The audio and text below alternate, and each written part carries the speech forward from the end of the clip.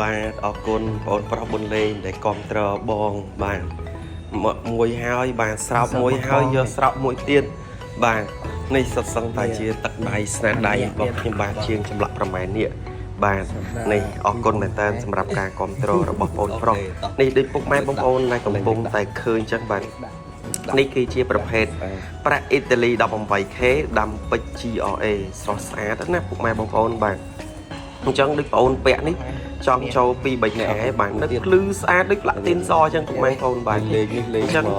បងខ្លះក៏គាត់សួរជាងតិចសាច់ខ្ញុំទៅពាក់ខ្មៅ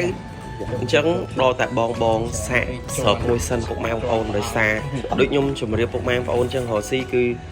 យើងនិយាយអីដែលច្បាស់លាស់ដែលស្មោះត្រង់បានព្រោះសាច់ពុកម៉ែបងប្អូនខ្លះពាក់ផ្លាក់ទីននៅតែខ្មៅអញ្ចឹងនាំប្រាក់អ៊ីតាលីទៀតគាត់ថាប្រាក់អ៊ីតាលី 18K បងប្អូនគឺបាទគឺស្អាតណាស់ដូចផ្លាក់ទីនសអញ្ចឹងបងដែលគាត់មានវត្ថុស័ក្តិសិទ្ធិចង់យកមកស្រោបបាទដូចបងប្អូនប្រុសបាទអញ្ចឹងបងអាច add Telegram លេខបងអូនបាន099 86 77 78រីឯប្រព័ន្ធ Smart 081 86 77 78បាទខ្ញុំបាទជាងចម្លាក់ប្រមាណនេះសូមអរគុណសម្រាប់ការជួយបាទ share ជួយ like បាទ page ថ្មីរបស់បងអូនហើយមករយៈនេះ page បងអូនដូចមិនទេពុកម៉ែបងប្អូនបាទអញ្ចឹងបងណាដែល share page ថ្មីនិង TikTok ថ្មីនឹងមានការ discount 50% បាទខ្ញុំបាទសូមអរគុណសូមជម្រាបលា